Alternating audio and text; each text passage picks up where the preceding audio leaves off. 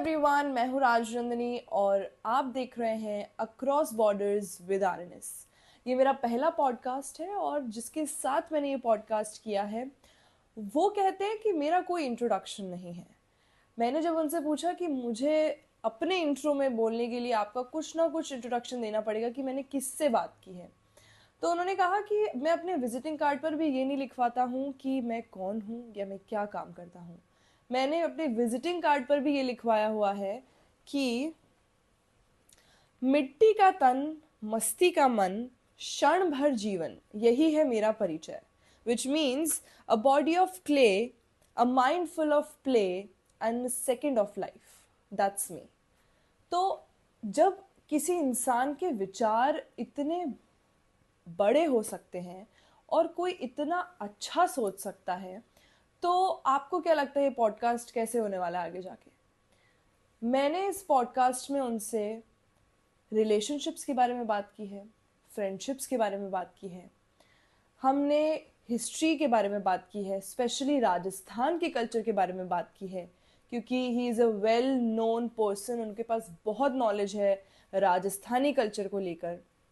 Plus मैंने उनसे बात की है कि किस तरीके से जो चेंजेस हम यूके में रहकर देखना चाहते हैं कि इंडिया में ये चेंजेस हों, और यूके इंडिया की जो टाइज हैं वो पॉलिटिकल बेस पे हमने डिस्कस नहीं की है, वो एक आम आदमी के जीवन से रिलेटेड हमने डिस्कस किया है।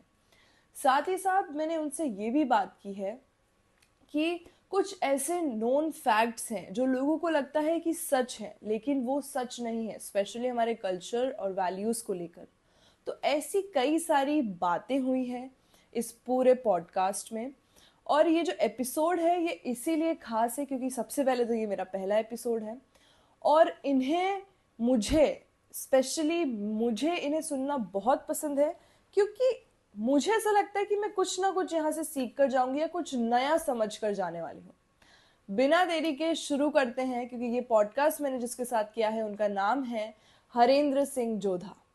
नाम ही इतना भारी है कि इनको जब आप सुनेंगे तो आपको समझ में आएगा कि किस तरीके से जो राजस्थानी कल्चर, जैसे नाम से समझ में आ रहा है कि राजस्थान से हैं ये, तो राजस्थानी कल्चर के बारे में हम बात करेंगे, कुछ रिलेशंस के बारे में बात करेंगे, इंडिया यूके टाइज के बारे में बात करेंगे।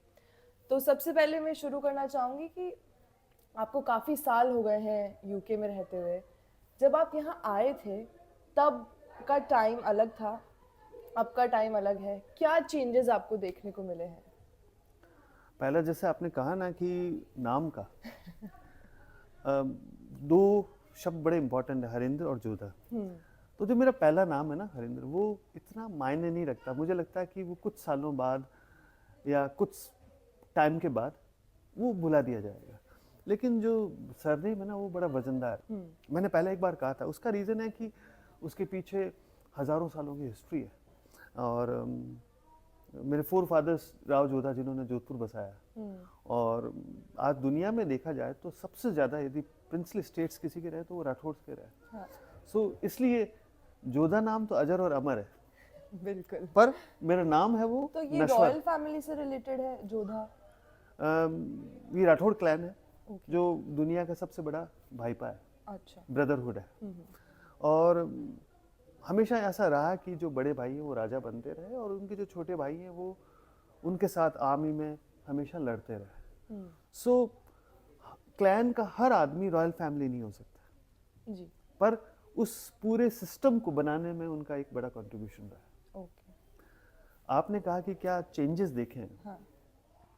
मैं जब आया था तो लोगों ने कहा कि कितने साल रहेंगे। शुरू में इमिग्रेशन करने का एक बड़ा रीज़न ये होता है कि इकोनॉमिक माइग्रेंट्स होते हैं हम सब, और इकोनॉमिक माइग्रेंट्स क्या सोचते हैं कि हम एक सर्टेन अमाउंट कमा लेंगे और उसके बाद वापस घर चले जाएंगे।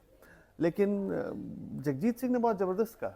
जगजीत सिंह ने कहा कि अपनी मर्जी से कहाँ अपने सफ़र के हम हैं, रुख हवाओं का जिधर का है उधर के हम हैं।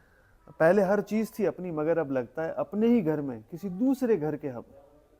सो इन 20 सालों में दुनिया बहुत बदली है। थेम्स और गंगा से बहुत पानी बह गया।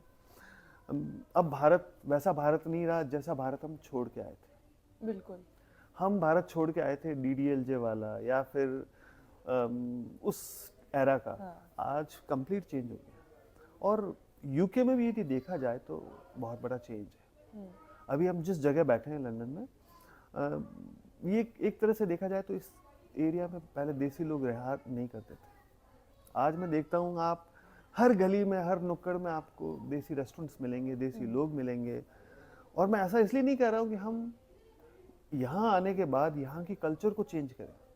मेरा ऐसा मानना है कि आप जिस लैंड में जा रहे हैं, आप अपनी वैल्यूज को रखें, अपने हेरिटेज को रखें, लेकिन जो वहाँ की लोकल कल्चर है उसको हमें रेस्पेक्ट करना चाहिए, उसको अडेप्ट करना चाहिए। पर जिस तरीके से हम देखते हैं बहुत सारे यहाँ पर जो एरियाज़ हैं जहाँ पर इंडियंस, दूसरे बहुत सारे कंट्रीज़ के लोग आकर रह रहे हैं, कहीं ना कहीं कल्चर में चेंज तो आ रहा है। हम देख रहे हैं कि चलो लंदन है, मल्टीकल्चरल सिटी है, लेकिन कहीं ना कहीं देखें तो इस गली में कोई और, उस गली में कोई और सब अपना यहाँ पर लाना चाह रहे हैं। तो ये एक अच्छी बात है या बुरी बात है?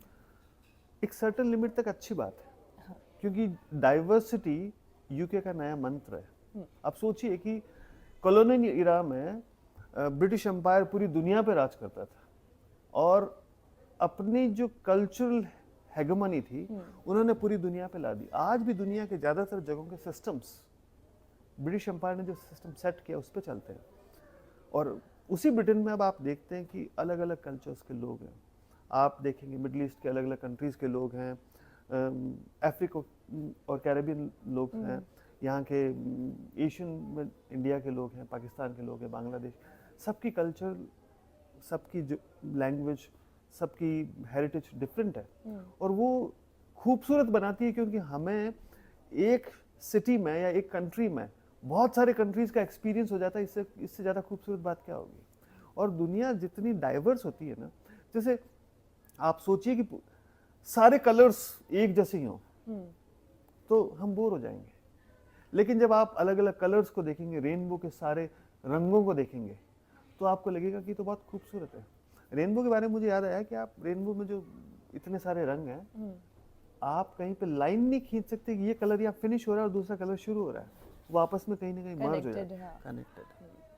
तो जैसे कि अभी हमने मल्टीकल्चरल की बात की, इंडिया को हाईलाइट करना चाहूँगी। इंडिया और यूके के जो टाइज़ हैं, अभी हाल फिलहाल में देखें तो इतने स्टूडेंट्स वहाँ से निकल कर आते हैं और हर साल नंबर बढ़ता जा रहा है, घट नहीं रहा है। तो कहीं ना कहीं देखें तो फिर जॉब्स की बात आती है, तो आप पढ़ने तो आते हैं यहाँ पर, लेकिन फिर आपको जॉब नहीं मिलती, आप स्ट्रगल करते हैं। वो एक स्टार्ट फ्रॉम द स्क्रैच, एक कोई भी इंसान यहाँ आता है तो उसको करना पड़ता है। तो ये इस चीज़ पर कहीं लिमिट लगनी चाहिए कि नहीं, मतलब आपकी चॉइस है कि आपको आना है पढ़ने, ये वो, बट स्टिल कहीं ना कहीं मुझे लगता है कि यहाँ आने के बाद लोग ज़्यादा सफ़र करते हैं।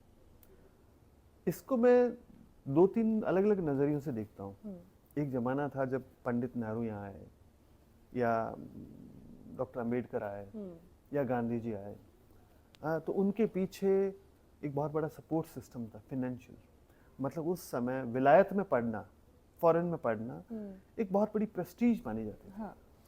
और उस टाइम नंबर बहुत लिमिटेड था। रविंद्रनाथ टैगोर यहाँ पर आए, उन्होंने पढ़ाया भी यहाँ पर बैठ के उन्होंने कई बुक्स लिखी हैं और इंटरनेशनल कोलैबोरेशंस थे उस टाइम पे।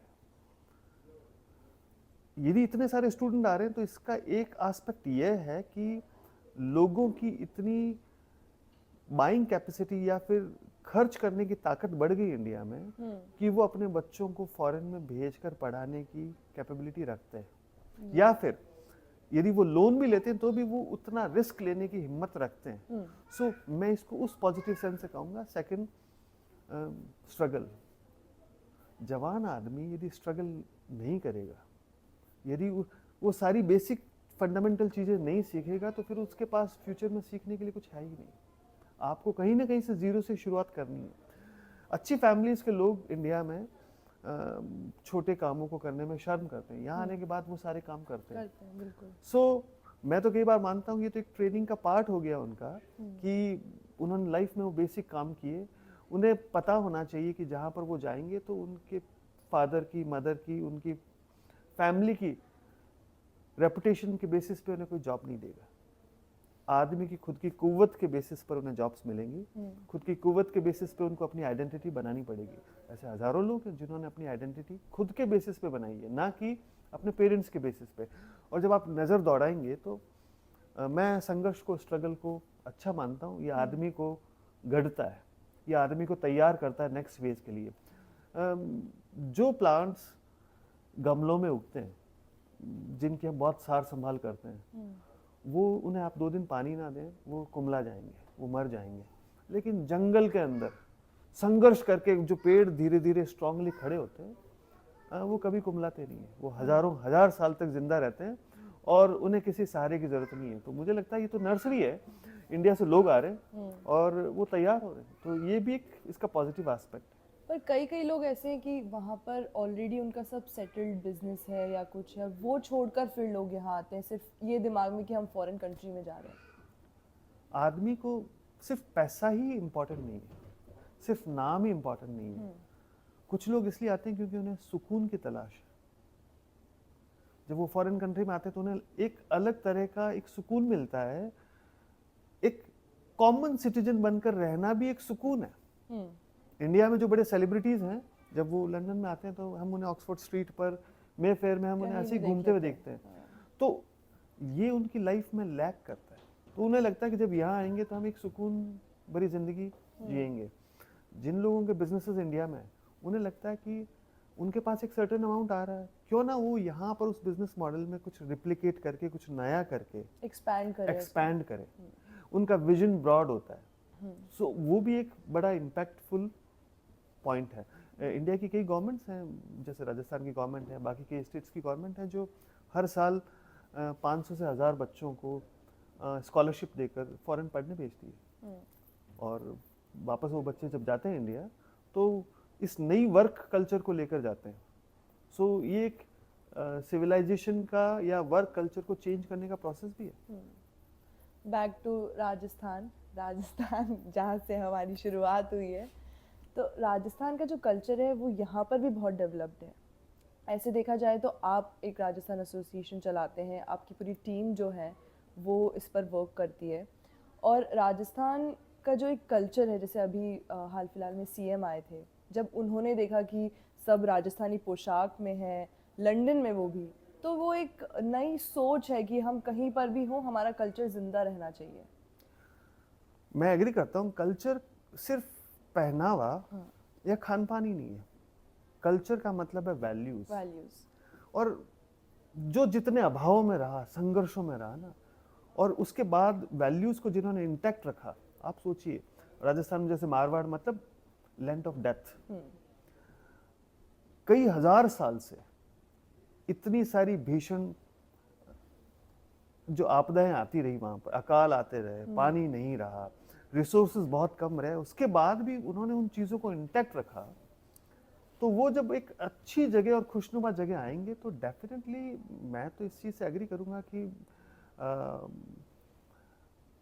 यहाँ पर भी उनको उन वैल्यूज को एग्जिबिट करना चाहिए।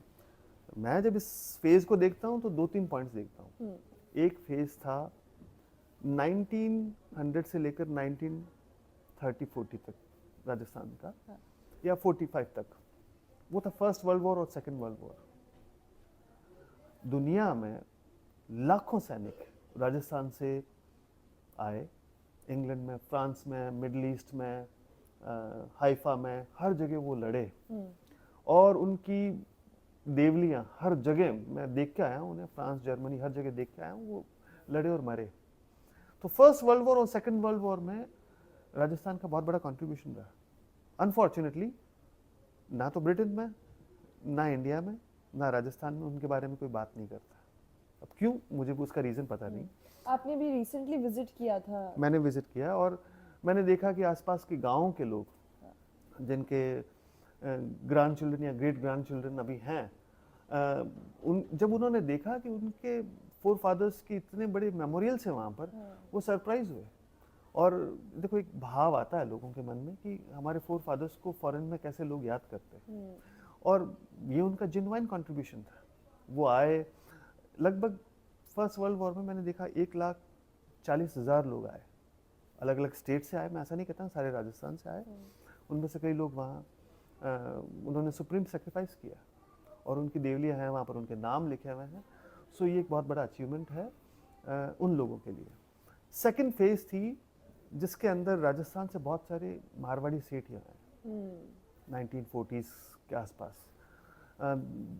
मारवाड़ी सेठ जिन्होंने बर्मा में या बॉम्बे में, जिन्हें अब मुंबई कहते हैं, आप वहाँ से काफ़ी लोग यहाँ शिफ्ट हुए। उन्होंने यहाँ बड़े बड़े बिजनेस हाउसेस खोले और उनके मकान, उनके बिजनेसेस आज भी हैं, इंटैक्ट हैं और उनका यहाँ पर बहुत अच्छा स्ट्रॉन्ग कंट्रीब्यूशन है।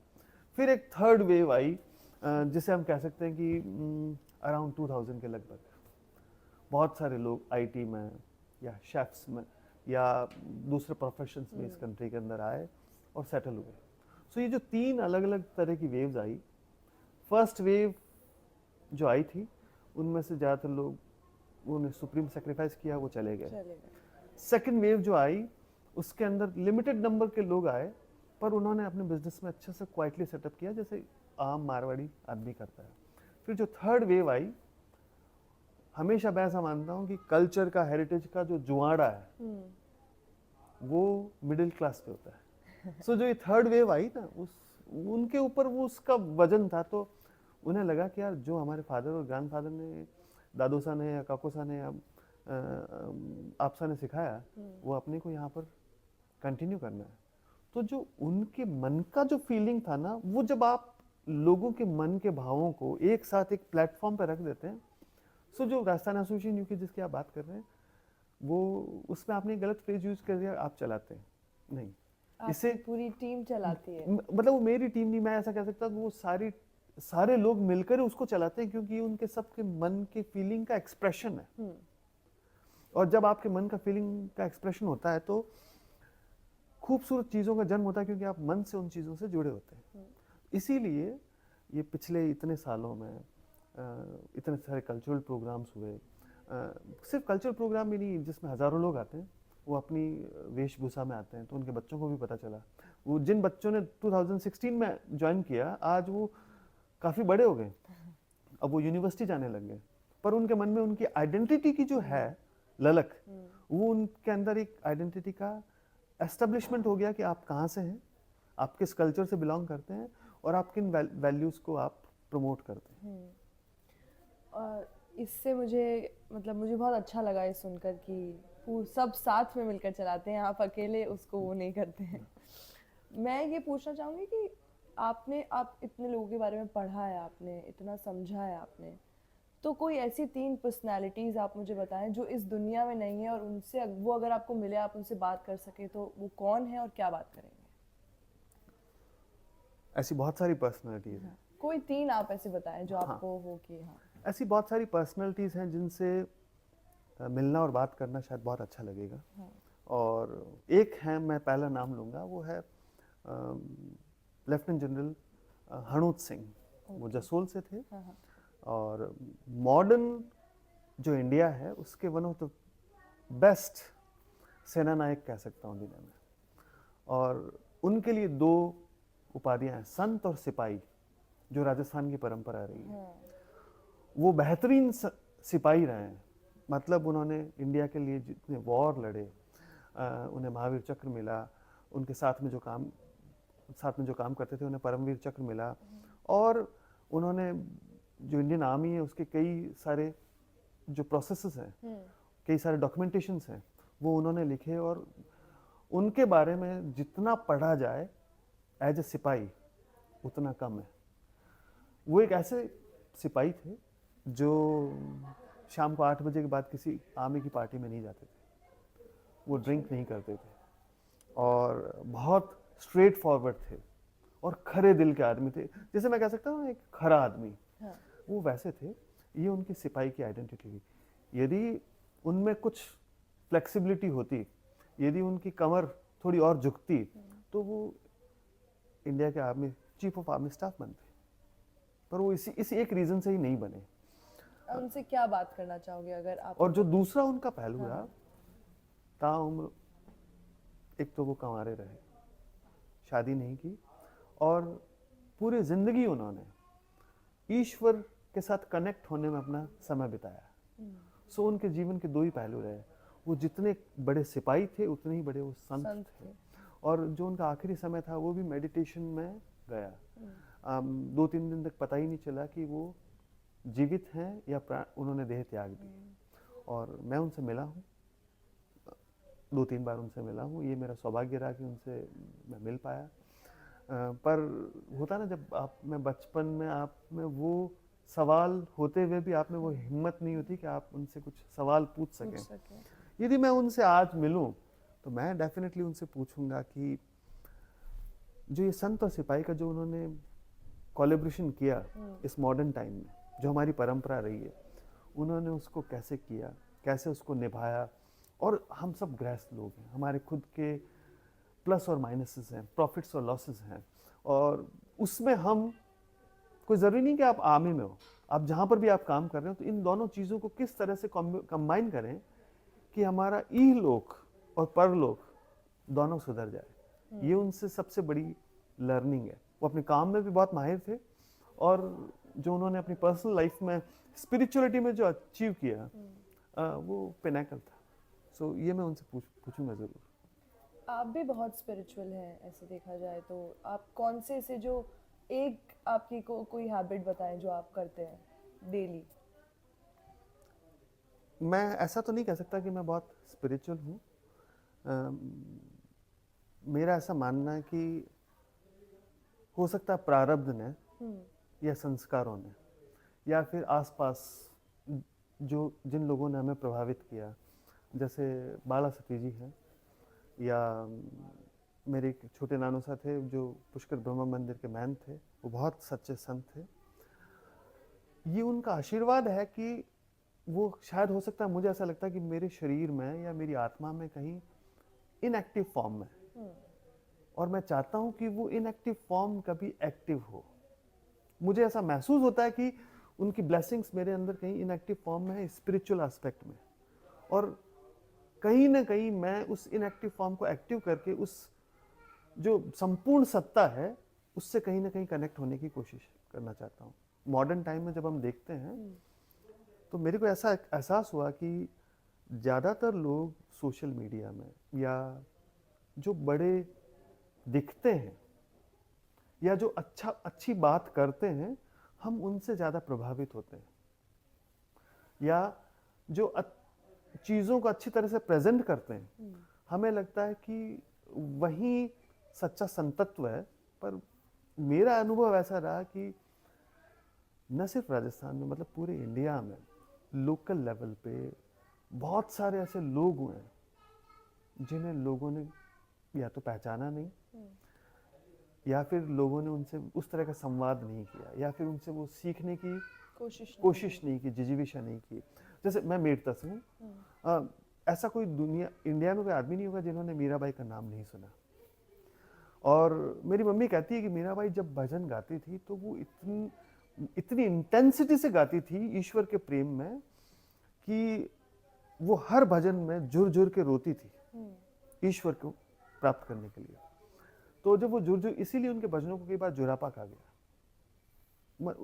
उनकी एक लाइन है, घड़ी एक नहीं आवड़े था दर्शन बिन मोय, नींद न आवे अन्न न भावे बिरह सतावे मोय, जो मैं सो जानती प्रीत करया दुख होए, नगर ढिंडोरो पीटती प्रीत न करजे कोई। और मीराबाई ने भक्ति के जो पिनेकल्स है ना, उनसे आगे उन्होंने एस्टेब्लिश किया। उन्होंने किसी थर्ड पर्सन को बताने के लिए नहीं किया। आज के टाइम में क्या हो रहा है कि जो हम स्पिरिचुअल या ईश्वर से कनेक्शन चाहते हैं, वो हम इसलिए चाहते हैं कि हम थर्ड पर्सन को बता सकें, जबकि रियलिटी ये है कि एक बहुत निजी, प्राइवेट और पर्सनल मैटर है, जिसमें आपकी इंटेंसिटी पे डिपेंड करता है कि आप उससे कैसे कनेक्ट होते हैं। ये एक बहुत बड़ी बात है। तो आप लोकल लेवल पे, आप जहाँ से भी हैं, आपको मिलेगा, इस तरह के लोग मिलेंगे, इस तरह के संत मिलेंगे, या इस तरह के स्पिरिचुअल लोग मिलेंगे जो आपको इजीली कनेक्ट कर सकते हैं। उसके लिए आपको कोई भव्य आश्रम की जरूरत नहीं है। रैदास जी ने, मतलब हिंदुआ सूर्य महाराणा सांगा, मतलब दुनिया में जिनका नाम था, रैदास जी ने मीराबाई के एक तरह से गुरु थे। महाराणा सांगा की फैमिली में उनका आना जाना था, वो जूती जब बनाते थे, गांठते थे, उसी समय उन्होंने कठौती में गंगा को उत्पन्न कर दिया। वो जूती बनाते बनाते उन्होंने इसका मतलब उनसे मुझे एक चीज सीखने को मिली कि आप जो भी काम कर रहे हैं, यदि आपने उसको ईश्वर को समर्पित करके किया, आपका वही कनेक्शन हो गया। आपको जो बाहरी आडंबर है, आपको किस पोस्चर में बैठना है, कितनी बजे उठना है, क्या कहना है, ये सारी चीजें बेमानी है। मायना ये रखता है कि आपके अंदर क्या है और क्या वो ऊपर वाले से कनेक्ट हो रहा है। आप यदि बहुत अच्छे सिंगर हैं तो क्या आप वाकई में आत्मा से गा रहे हैं? यदि आप बहुत अच्छे जर्नलिस्ट हैं तो क्या आप वाकई में आत्मा से वो सवाल पूछ रहे हैं जानने के लिए? आप ये ना सोचें कि सिर्फ मुझे लोगों को, दुनिया को दिखाना है कि मैंने किसी से सवाल पूछा है।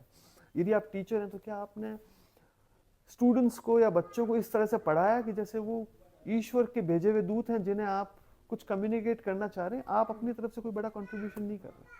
सो ये फीलिंग जब होती है तो शायद मुझे लगता है कि आपका कनेक्शन अपने आप हो जाता है। जैसे कि आपने बात की इनएक्टिव ब्लेसिंग्स हैं, आपके जो भी एंसेस्टर्स हैं उनकी, और आज के टाइम में वो ब्लेसिंग्स हर कोई फील नहीं कर सकता, या फिर आप जब तक कनेक्टेड नहीं हैं या आप नहीं मानते हैं। बहुत सारे लोग आज मॉडर्न वर्ल्ड में दे आर लाइक कि हम भगवान से कोई लेना देना नहीं है, तो वो सोच के लोग भी हैं। एक ये सोच के लोग भी हैं कि नहीं भगवान ही सब कुछ है, एक ये सोच के भी है भी नहीं है, ठीक है। तो अलग अलग परसेप्शन जो स्पिरिचुअलिटी को लेकर है आज के टाइम में, वो कहीं ना कहीं मतलब उसका क्या कनेक्शन आपको लगता है कि 3-4 परसेप्शन या बहुत सारे लोगों के हैं स्पिरिचुअलिटी को लेकर? कोई बस कथा में जा रहा है, वही है 7 दिन तक, कोई घर पे पूजा कर रहा है, कहीं ना कहीं से कनेक्शन वही है, लेकिन लोग अपने अपने अलग अलग प्रोसेसिंग के उससे स्पिरिचुअली कनेक्टेड होना चाहते हैं। आपने बताया कि मैं जैसे जर्नलिस्ट हूँ, मेरा जो सवाल है वो मैं दिल से पूछ रही हूँ या नहीं पूछ रही हूँ, जानने की किस तरीके से कोशिश कर रही हूँ। आपने बताया कि टीचर है कोई तो किस तरीके से बच्चों को पढ़ा रहा है। तो वो सबकी अलग अलग एक परसेप्शन क्रिएट हो जाता है कि आप किस तरीके से गिव एंड टेक में बिलीव करते हैं। ये बहुत अच्छा सवाल है, क्योंकि दुनिया, हरिवंश राय बच्चन ने मधुशाला में एक शानदार सेंटेंस लिखा। उन्होंने लिखा, मदिरा ले जाने को घर से चलता है पीने वाला, अलग अलग पथ बतलाते सब पर मैं ये बतलाता हूँ, राह पकड़ तू एक चला चल पा जाएगा मधुशाला। मतलब जो अलग अलग रास्ते हैं, उन रास्तों में से आपको जो रास्ता सूट करता है, आपको उस रास्ते को फॉलो करना है। हम मॉडर्न वर्ल्ड में क्या कर रहे हैं? हम विंडो शॉपिंग कर रहे हैं। हम 2 महीना एक रास्ता फॉलो करेंगे, फिर वहां से शट करके दूसरा रास्ता फॉलो करेंगे, फिर ये रील की तरह हो गया।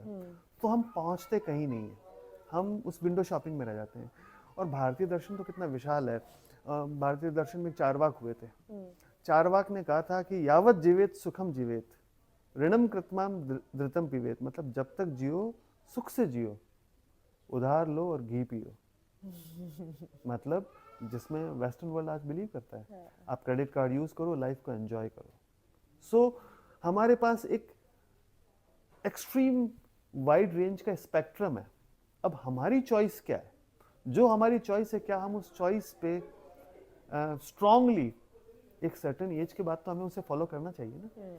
हो सकता है हम शुरू में थोड़ा सा कंफ्यूज रहे, अलग अलग रास्तों पे जाते रहे, लेकिन कहीं ना कहीं हमें एक जगह बैठ के एक जगह स्थिर होना। आप भारतीय दर्शन की, आप जैसे भगवत गीता ले लिया आपने, उन्होंने ये नहीं कहा कि आपको एक ही रास्ता फॉलो करना है। उन्होंने कहा कि ज्ञान मार्ग भी है, कथा का मार्ग भी है, भक्ति मार्ग भी है, आपके पास अलग अलग रास्ते हैं। लास्ट में कृष्ण ने एक अमेजिंग बात बोली जो मुझे बहुत जबरदस्त लगती है, और वो पूरे भारतीय दर्शन का सार लगती है। कृष्ण ने लास्ट में अर्जुन से कहा कि मैंने तुम्हें सारे रास्ते बता दिए।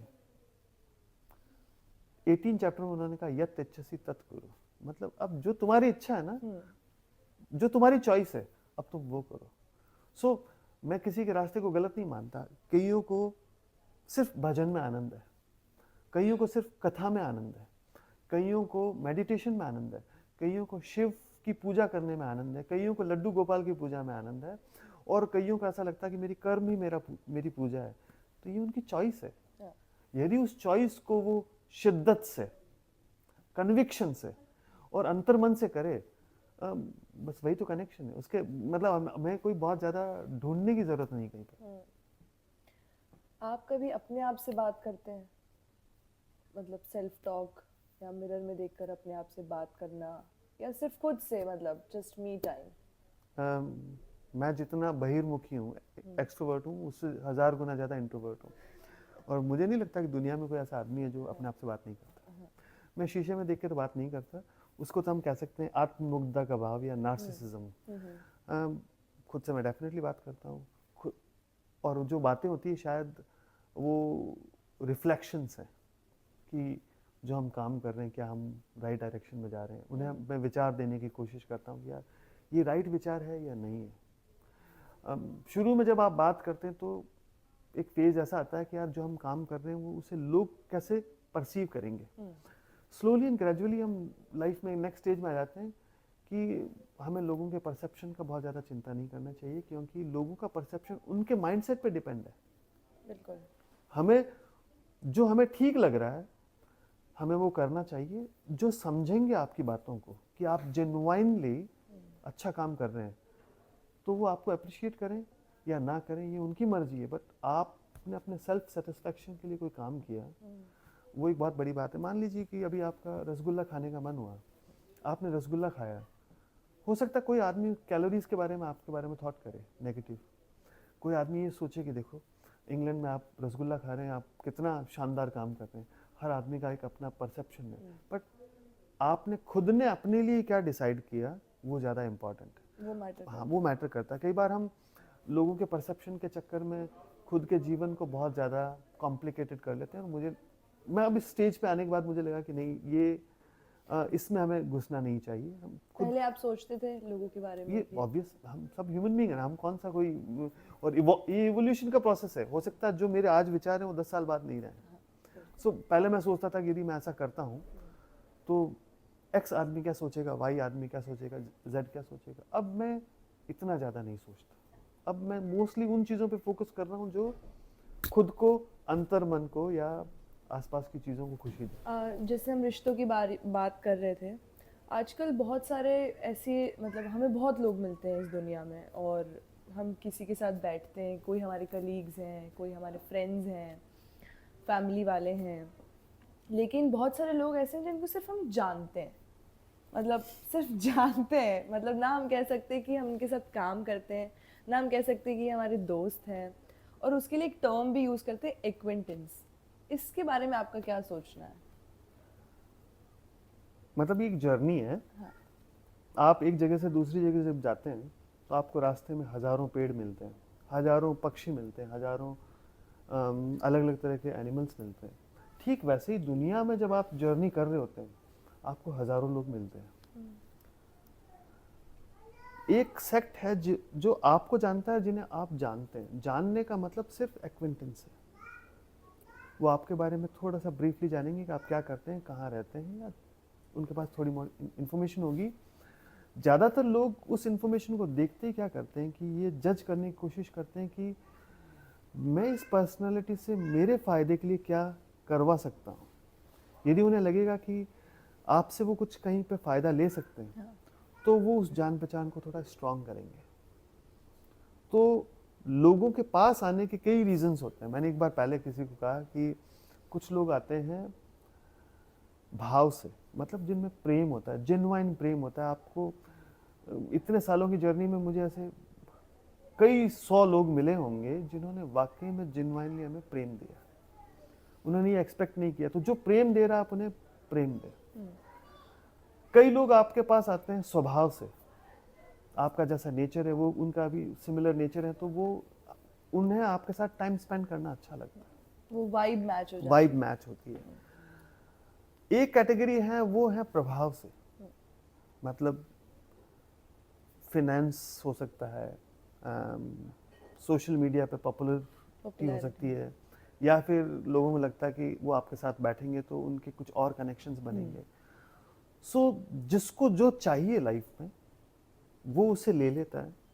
लेने के बाद वो सोचता है कि अब इसमें मेरे लिए कुछ बचा नहीं है, तो वो अपना रास्ता ले लेता है। सो जो भाव से आता है ना वो आपके साथ हमेशा रहेगा। और लोगों को आप कैसे कह सकते हैं कि वो आपके सामने कैसे, आप उस पर कभी मत जाइए। वो आपकी एब्सेंस में आपके बारे में क्या उनका बोलते एक्शन हैं? क्या है या क्या बोलते हैं, वो ज़्यादा इम्पॉर्टेंट है। सो जो भाव से हैं उन्हें आप पूरा प्रेम दीजिए, और आपको उन्हें खोने की कभी, मतलब जब भी यदि कैसा का मौका लगे तो आप 1000 बार उनके सामने झुककर उन्हें खोने की कोशिश ना करें। जो स्वभाव से हैं, they want to spend time. School में, कॉलेज में, यूनिवर्सिटी में, बाद में जॉब्स में आपको खूब सारे लोग मिले होंगे जिन्होंने आपके साथ अच्छा टाइम स्पेंड किया और उनके मन में कोई ग्लानि नहीं है, पर समय के साथ वो अपनी लाइफ में बिजी है, आप अपनी लाइफ में बिजी है, आपके मन में कोई नेगेटिविटी नहीं है उनके लिए, उनके मन में भी नहीं है। और जो थर्ड कैटेगरी है वो है प्रभाव से। आप लोगों को लाइफ से वैसे अलग नहीं कर सकते। जो प्रभाव से आए हैं वो डेफिनेटली पूरी कोशिश करेंगे, ठीक है। जो आदमी 100 का फायदा देख के 5 का फायदा लेके यदि निकलने में यदि बिलीव करता है, तो आप ये मान लीजिए कि चलो आपका फायदा ही हुआ है। उन्होंने 5 चीजें आपसे ली, वो अपनी लाइफ में खुश हैं। वेनिजेंस या उनके बारे में नेगेटिव थॉट मत रखिए। ये सोच लीजिए कि इस तरह के लोग हमें लाइफ लॉन्ग मिलते रहेंगे, और इसको हमें बहुत बुरा मानने की ज़रूरत नहीं है। ये हमें खुद को अपने माइंड को ट्रेन करने की ज़रूरत है कि ठीक है, वो प्रभाव से आए थे, ठीक है, वो प्रभाव कुछ दिन तो रहा। हर कोई आपका दोस्त नहीं हो सकता है। हर आदमी आपका दोस्त नहीं हो सकता। बहुत कम लोग ऐसे होते हैं जो आपके एक्चुअल और रियल वेल विशर होते हैं, जो आपकी एब्सेंस में भी आपके लिए अच्छा सोचते हैं। और आपके दोस्त वो हैं, यदि आप कहीं गलत कर रहे हो तो आपको बिना पूछे वो आपको आके अकेले में बोलें कि आपने ये गलत किया, या फिर कहीं आपके लिए गलत हो रहा है तो वहाँ खड़े होकर बोले कि नहीं, आप ये गलत कह रहे हैं क्योंकि मैं उस पर्सन को जानता हूँ। और आदमी में ये मादा होना चाहिए कि जिनके साथ आप खड़े हैं भाव से, उनका स्टैंड लेना चाहिए। यदि आप स्टैंड नहीं लेंगे तो फिर इस तरह के रीढ़ विहीन और इस तरह के लोग जो अपना सिर्फ फायदा ही देखते हैं, उनकी दुनिया में शेल्फ लाइफ कम होती है। वो थोड़े दिनों बाद उनकी एक्सपायरी डेट आ जाती है। सो जो प्रभाव वाले कैटेगरी के लोग हैं उनकी शेल्फ लाइफ कम होती है।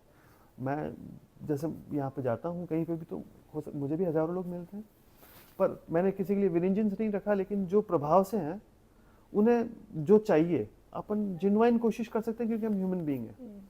उसके बाद अगले की मर्जी है कि वो कितना रखे, वो प्रभाव से भाव में आना चाहता है या नहीं आना चाहता। हमें किसी को फोर्स करने की जरूरत, क्योंकि प्रेम दिया जाता है, आप ले नहीं सकते। जैसे ही आपने भी बात की इकोसिस्टम और इसकी, वैसी मैनिफेस्टेशन है। अब ये टर्म आ गया है मैनिफेस्टेशन, नहीं तो पहले लोग जो अपने दिमाग में सोचते थे, भगवान से प्रे करते थे और फिर उनको वो चीज़ मिलती थी। अब लोग मैनिफेस्ट करते हैं कि हमें ये चाहिए, हमें ये चाहिए। तो मॉडर्न वर्ल्ड में मुझे लगता है टर्म्स चेंज हो गए हैं, पर बात वह की वही है। जैसे पहले नाई हुआ करते थे, अब वो हेयर स्टाइलिस्ट हो गए। पहले जो दर्जी थे वो फैशन डिज़ाइनर हो गए। तो जो चीज़ें बनती गई, पहले जो कुक होते थे अब वो शेफ्स हो गए। सो चीज़ें वही हैं, उन्हें नया फ्लेवर, नया कलेवर और नया रंग देकर रीपैकेजिंग। यहाँ पर तो काम को बहुत ऊपर रखते हैं, मतलब छोटा बड़ा काम कुछ मायने नहीं रखता है। और जब वहाँ से लोग आते हैं या किसी और कंट्री से लोग आते हैं, तो ये नहीं सोचते हैं कि हम काम करने से पहले सोचें कि ये काम हम करें या नहीं करें।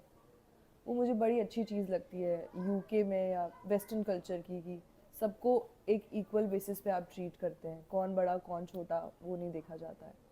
मैं एक छोटा एग्जांपल दे देता हूँ। जैसे खाना ह्यूमन लाइफ के लिए इम्पॉर्टेंट है, खाने के बिना आप सरवाइव नहीं कर सकते। तो जो मॉडर्न वर्ल्ड है वो ये कह रहा है कि आप कुछ खा लें जिससे आप सरवाइव कर लें। पर जब आप अपने गाँव में या शहरों में देखते थे तो खाना बनाने का जो प्रोसेस है वो फैमिली को साथ में रखता था। कोई मेंबर है वो सब्जी काट रहा है, कोई आदमी सब्जी बना रहा है, कोई सर्व कर रहा है, कोई बर्तन धो रहा है। वो जो एक पूरा प्रोसेस है जो कोलैबोरेटिव मोड में है, जो फैमिली को साथ रखता है। जब वो सारे प्रोसेस खत्म करके यदि हमने ऐप से ऑर्डर किया, तो कोई आदमी अपना खाना लेके अपने रूम में ले जाके टीवी देखते देखता खा रहा है, कोई दूसरा आदमी अपने रूम में खा रहा है। तो जो कोलैबोरेशन का जो एक बेसिक फंडामेंटल आइडिया था ना, वो खत्म हो गया। जिन फैमिलीज ने इसको इंटैक्ट रखा है वो शानदार तरीके से रह रही है। खाना इम्पॉर्टेंट नहीं, इम्पॉर्टेंट ये है कि जो पूरा प्रोसेस आपको जो इंटरनल सेटिस्फेक्शन देता है, लोगों के साथ, अपनी फैमिली में, अपने पेरेंट्स के साथ, अपने पार्टनर्स के साथ, बच्चों के साथ, जो आप उस एटमॉस्फेयर में रहते हैं, वो ज़्यादा इम्पॉर्टेंट है। कोई ऐसी चीज़ या कोई ऐसा हमारे कल्चर में कोई ऐसा रिचुअल या फिर कुछ कोई ऐसे एथिक्स या कोई ऐसे वैल्यूज़ हैं जो लोग मिसअंडरस्टूड करते हैं, जो लोगों को लगता है कि है तो सही लेकिन वैसा है नहीं एक्चुअल में? और राजस्थान के कल्चर में ऐसी बहुत सारी चीज़ें हैं जो बाहरी दुनिया को लगती है कि ऐसा ही होता है वहाँ पर, तो पर ऐसा नहीं होता है। जैसा मैंने कहा ना कि राजस्थानी ज़्यादातर लोग अपनी कल्चर के बारे में, कल्चर को जीते हैं, हाँ। पर उसके बारे में बात कम करते हैं, कर्म करते हैं। उससे शो ऑफ कम करते हैं।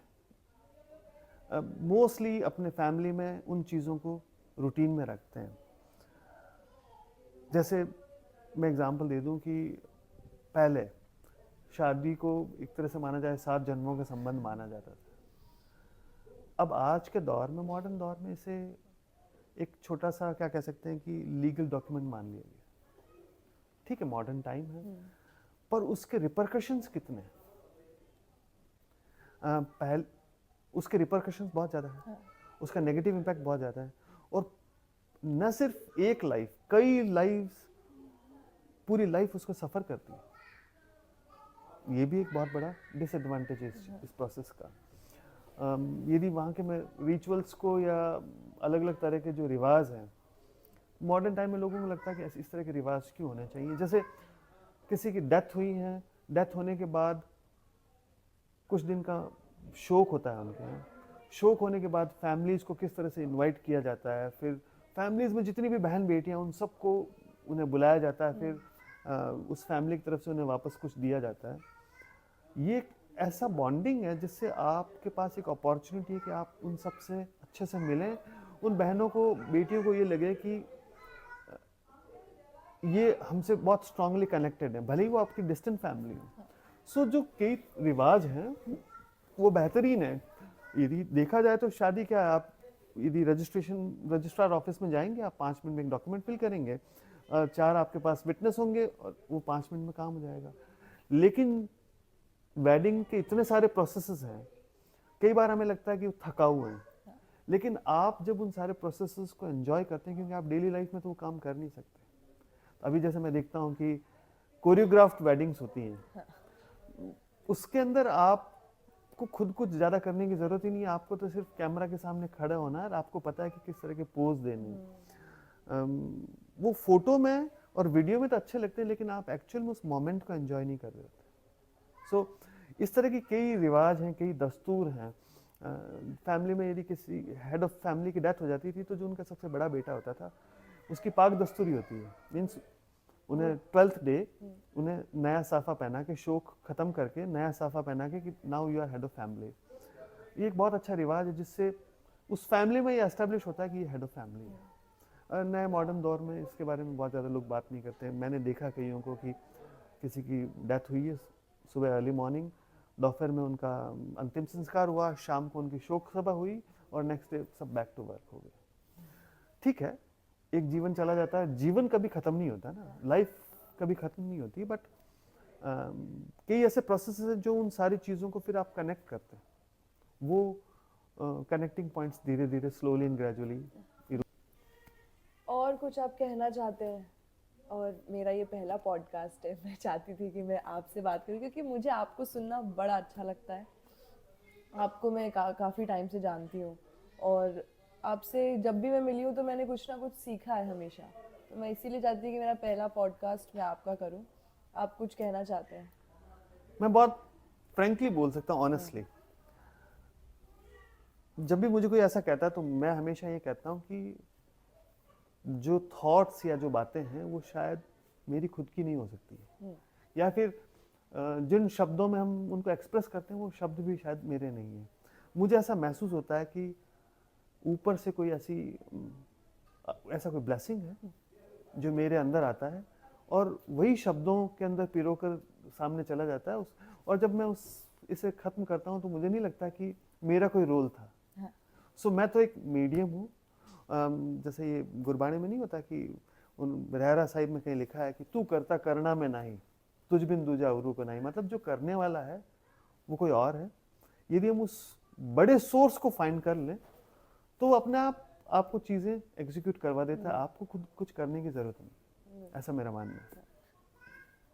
आज के पॉडकास्ट में बस इतना ही, फिर मिलेंगे नेक्स्ट गेस्ट के साथ। आज के लिए बस इतना ही, थैंक यू। आई होप आपको ये एपिसोड अच्छा लगा होगा। हरेंद्र सिंह जोधा, एक बड़ा नाम, एक भारी नाम, राजस्थान से जुड़ा हुआ नाम, जिनसे हमने बात की है, उनसे आपको कुछ ना कुछ सीखने को ज़रूर मिला होगा। बस मेरी एक ही दरख्वास्त है कि आप मेरी जर्नी में मेरे साथ रहें। मैंने ये शुरुआत तो की है, लेकिन इसको बहुत लंबा लेकर जाना है, और जो भी लोग मेरे आसपास हैं उनसे मेरा बस यही है कि अगर आप उस पोजीशन पे हैं और आप कुछ बोलना चाहते हैं तो मेरा प्लेटफॉर्म आपके लिए अवेलेबल है। आप आएँ और मुझसे बात करें, और हम सबको इस पॉडकास्ट के ज़रिए, इस सीरीज़ के ज़रिए, अक्रॉस बॉर्डर्स विद आरएनएस के ज़रिए सबको बता सकते हैं आपकी जर्नी क्या थी और कैसी थी। साथ ही साथ एक बात और कहना चाहूँगी कि ये जर्नी मैंने शुरू तो की है, लेकिन कहीं ना कहीं बीच में बहुत सारे हर्डल्स मैंने फेस किए हैं और मैं करने भी वाली हूँ आगे जाके, लेकिन मैं रुकूंगी नहीं, बस एक ही बात कहूँगी। और मेरा जो नेक्स्ट पॉडकास्ट है वो भी बहुत खास होने वाला है, क्योंकि वो कुछ एक इंसान नहीं बैठ रहा है इस पॉडकास्ट में, 4 लोग बैठ रहे हैं मेरे अलावा। तो it will be fun and happening, और उसमें भी आपको बहुत कुछ मिक्स्ड मैच चीज़ें समझ में आएगी, यूके के बारे में, इंडिया के बारे में, और स्पेशली यहाँ की जो यूनिवर्सिटीज़ हैं उनके बारे में। तो keep in touch, keep watching my channel, और हाँ, मैं यही हूँ आपके पास, आपके साथ। धन्यवाद।